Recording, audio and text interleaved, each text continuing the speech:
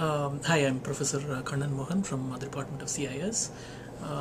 So we are involved in use of electronic books at Baruch, and in fact this is a CUNY-wide initiative to increase the use of electronic books, primarily to reduce cost for students.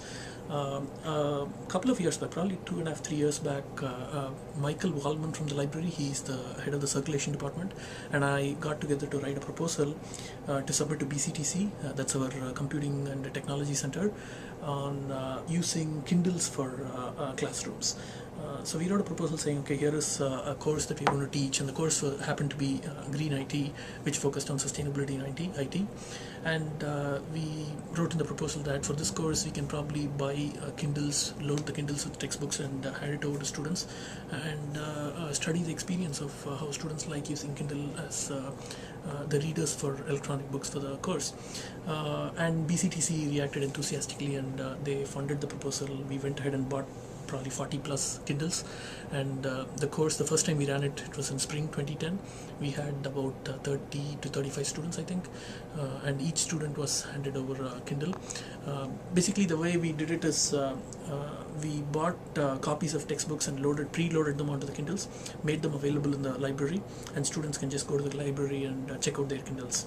And at the end of the semester they go back to the library and return the Kindle so that it will be useful for coming students.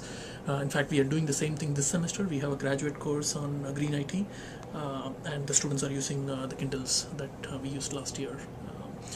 And this year we use a different book. We just loaded it again and followed the same process separately. For the Kindles, we did collect preliminary data. We in fact wrote the proposal as a research proposal, and we wanted to collect data from students in understanding how they use the Kindles.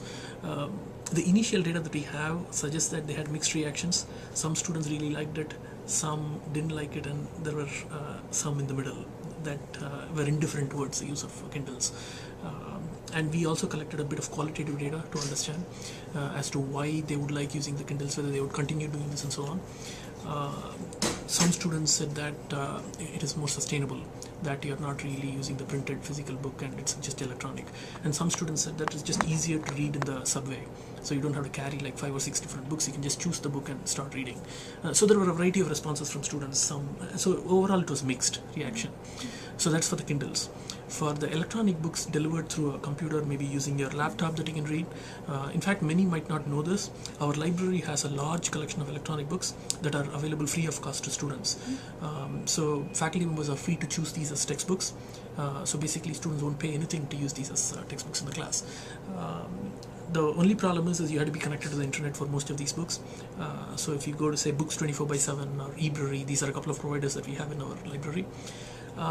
So you can go search for the topic that you're working on and find a book there and start reading.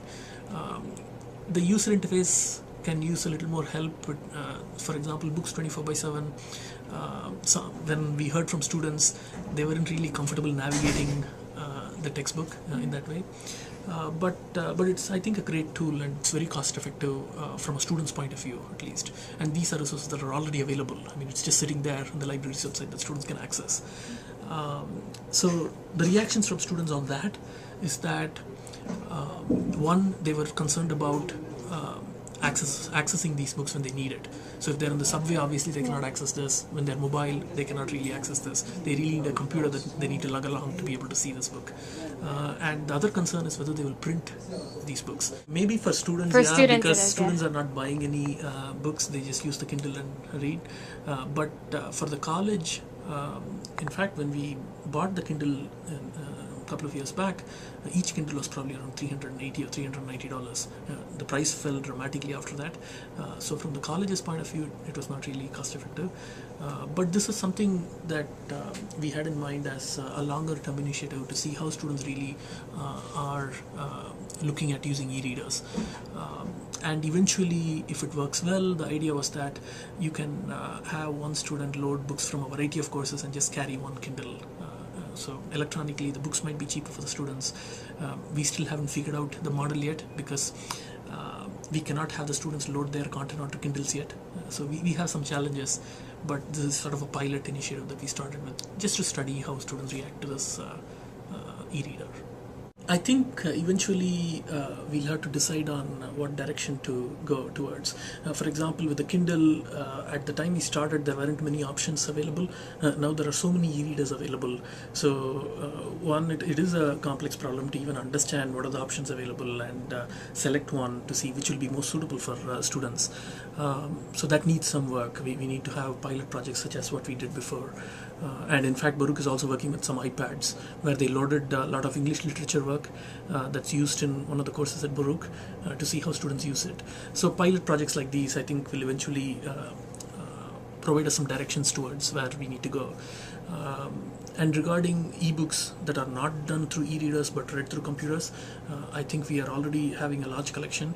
It is just a matter of figuring out how best to use this for students. So if you think about how is it going to be a few years down the line, my hope is that many more faculty members will realize that this is a more cost-effective, viable direction to take for students and start selecting these books as textbooks as well. And perhaps some of these e-readers will become more useful, where we could have this as sort of the central repository where students can add all the material that they have for all the coursework and they just carry this on one device. But I don't know how soon that's going to happen, though. That's the hope. The topic of the class is green IT, which is about saving the environment. And we feel like this is a really big thing in that area as well, because now instead of printing out all those hundreds of thousands of books, textbooks, you electronically download it onto this. So forward, one of the big problems is a lot of the textbook companies are not yet on board with this. They don't like the idea of students paying a lot less right now. So they're, the textbooks cost usually well over 100, right? And so they haven't worked out a price with Amazon or Barnes and Noble and so on that they're satisfied with. So right now, there are not too many textbooks that are available for this. So the problem is not that, the technology is here. The problem is finding a way for the textbook companies to make peace with the ebook readers and have a good price that students can use at a level that both people are happy. I think you can't stop technology. These textbook companies are making a lot of money on these paper books, and they don't like the idea of being able to sell it cheaper too. But there's so many people asking for it right now. Every faculty member is out there saying, "Can you get my textbook on Kindle?" Eventually, because there's so much demand, they're going to have to start doing it. So yeah, I think they're going to have to start producing more textbooks because everybody wants it. It's like what happened with music, right? Remember with music, music companies made a lot of money on the CDs, but nobody wanted to buy the CDs. You wanted one song and you wanted to be able to download it anytime you want on all kinds of devices. Eventually, iTunes came along and created that whole way of doing things where you could buy one song. I think the same thing, they're fighting it because their existing business model makes them a lot of money right now. But eventually they're going to have to start. I think it would benefit them because also their costs would go down. That's true.